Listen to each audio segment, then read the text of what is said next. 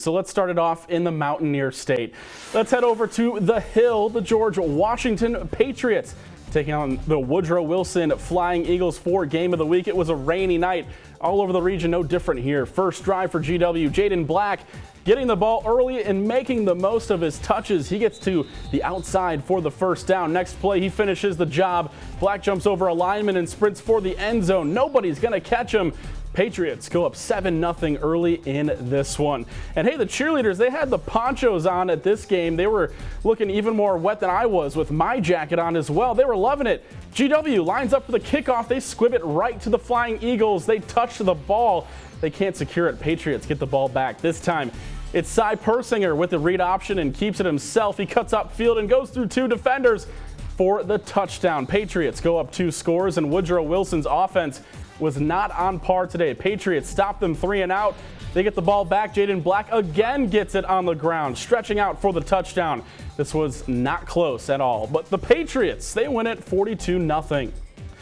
And it was a rainy night at Riverside High School as well as the Warriors take on the Cougars. Defense was key in the first. Tavion Woods takes the ball from the quarterback, gets a crucial turnover there. Capital now, they'll go on offense. They try to get the run offense going with a good gain. And that rain starts to come in harder. That came in all night. Robinson again, he'll get the ball. He gets the first down and a little more. Cougars, they'll keep the ball. But this time, no one's open actually. And Riverside gets a sack in the rain there. Capital, they won't give up on the passing even though there was a bunch of rain tonight. That was an easy pass to Camden Harris, who takes it and gets great yardage. That would lead to a touchdown. Cougars, they'll beat the Warriors tonight 16-8. And now over to Nitro, where the Wildcats, they're looking to end the season, the regular season that is, on a high note against the Greenbrier East Spartans. Wildcats with the ball facing a third and very long. Ian Duffy takes a snap and dumps it off to Malachi Thompson, the Mountaineer commit. He jukes a Spartan defender and has a clear path to the end zone. Nitro jumps to an early lead, and Spartans, they were looking to respond after that big play. Brody Hamry, he tries to check it down, but that pass is broken up, and Wyatt Sowers is there to snag the deflection. Nitro, they're going to take that ball back deep in Spartan territory. Duffy hands the rock to Chris Radcliffe. He bounces off the first tackle and finds the end zone. Nitro up 14-0 in the first. Spartans right on the goal line. They're threatening to cut the lead in half. QB keeper, but that ball is loose. It flies out of the pile, and Colton Likens comes up with it. Nitro would go on to win this one against the Spartans 23-6. And now up the river to Elkview, where the Herbert Hoover Huskies welcomed in the Weir Red Riders. The passing offense was hot in this one despite the rain tonight. A quick 30-yard pass to open the game for the Huskies. Peyton Grigsby again. He finds his man there, and they're going to keep doing it with the offense here with the passing game. Peyton Grigsby again, he's looking to the sideline. He's passing it to Lance Williams. He's going to make one man miss, and he's going to turn on the Jets. Look at him go. It's a foot race to the end zone. Williams goes untouched for the touchdown. Next drive for the Huskies. Run game gets some love with Blake Fisher getting the handoff. He makes a man miss and drags 2 defenders with him into the end zone. It was all Huskies all night with Grigsby. He's going to be dropping back again for another drive. He finds Aiden Hernandez all by himself down the field. He makes the catch and gets it right into the end zone. Herbert Hoover, they finished their season at 7-2 as they beat the Red Riders 44-14. We take it now to the General Stadium, where Winfield took on Point Pleasant. Running the football was the name of the game early. Winfield, they're looking to get some yardage on their first drive with a good first down run. Winfield now dropping back and throwing it up for Drew Mann.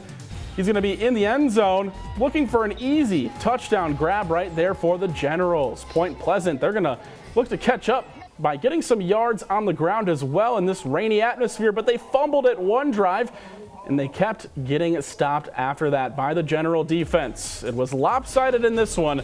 The Generals take down Point Pleasant 35-12. Over to Sherman now. Polka Dots quarterback gives it to Colton Petrie, who runs the ball in for a touchdown. Sherman, they're looking through the air, though. Even though it was raining all night, it was hard to throw the football, but that's a nice first down pass and catch there by the Sherman quarterback. But here's what you're waiting for. Dawson Green breaks through the line. He's going to run it for 15 yards and nearly being taken down by Polka's Prince Brandon, but makes it into the end zone for a touchdown. Polka looking to answer back. Kamari McBride throws one to DJ Combs, who's taken down immediately. And then Polka still facing a tough defense, and They just can't get anything going. The defense for Sherman was violent tonight. It was muddy and gritty there in Sherman. They take down Polka 26-8. The Tug Valley Panthers, they're making the trip to take on the James Monroe Mavericks. Mavericks get off to a bad start. They lose the football there, and the Panthers take over. Tug Valley would put on a show for their first score. Dropping back for a pass, and then it's caught, lateraled back there, and the receiver scores easily in the end zone. Mavericks would immediately answer back after that amazing play, though, with a very long kick return touchdown, making Panthers miss left and right with nothing but green grass in front of them. And that's a great touchdown there for James Monroe. But a bad punt leads to Mavericks near the goal line. This leads to a touchdown by the Mavericks from Ryan Mann. James Monroe would not stop there. They'd go on to beat Tug Valley 49-6. So let's head over to Kentucky first. Going over to Ashland. The Tomcats, they're facing the Royals in this Kentucky playoff matchup. Ashland, they're going to have the football to start this game. Tanner Stutler, he's going to throw it to Sam Lyons. He breaks a tackle and gets the first down run there. Almost gets to the end zone, but a defender there taking him out in the legs there. Later that drive, Carter Anderson gets the handoff. He breaks a tackle. He runs into another defender, but he gets into the end zone. Ashland goes up 7-0 early. Ashland with the football again. Tanner Stutler throws another one to Justin Hughes deep. He makes the jumping grab for the first down. And that was an amazing catch. Luke Ellis, he wants to end it with a drive touchdown, and he will. Ashland goes up 14-0. Tomcats offense would continue rolling tonight. They move on in the playoffs with a win over the Royals, 48-8. Let's go over to Ohio playoff football now. Morgan, they're taking on Wheelersburg. After a Morgan 4-and-out, Wheelersburg is able to get a drive going. Braylon Rucker throws one to Brady Doss, who gets a couple blocks, and he's going to get the Pirates a few yards short of the goal line. Elijah Brown finishes the job up the middle for a Wheelersburg touchdown. 7-0 Pirates. Morgan, they're starting to wake up on offense here. Quarterback Hayden Pauley rolls out to pass. He's looking, throws back across the field to Arlos Ponchak. He slips a few tackles and takes Morgan into the red zone, but they ultimately stall out, only managing a field goal. Martin would not score again for the rest of the game. Later in the half, Braylon Rucker finds Bryson Longfellow on a go route, and he'll take it all the way in. Touchdown Pirates. Wheelersburg moves on in the playoffs. They beat Morgan 43-3. Now let's head out to Shamrock Stadium, where Barnesville looks to defend their home turf in this quarterfinal matchup against the Portsmouth Trojans. Shamrocks looking to score early. They're going to do an outside pitch here to running back Trey Tolliver, where he somehow jukes his way through the defense over on the far end, and he's going to find his way into the red zone and into the end zone for the first touchdown of the game, putting the Shamrocks up early, 7-0. The Trojans looking to even the score early in the first after the Shamrocks scored there. A designed quarterback run on the outside before Christian Hannas comes in and knocks the ball loose there. The Shamrocks, they'll recover it. Then they'll get the ball back, looking to extend their lead. Now the Shamrocks, they'll get into the red zone here. They're going to keep the ball on the ground. Outside handoff to Tolliver once again. Good blocking leads to an easy touchdown, giving him his second touchdown of the game, giving Barnesville an early 14-0 lead as the student section is loving it, as you saw there. Shamrocks looking to run away with this one early. Another handoff, but this time it's to Kobe Jones. Good blocking again by the line. And he has nothing but green grass with that green jersey on there.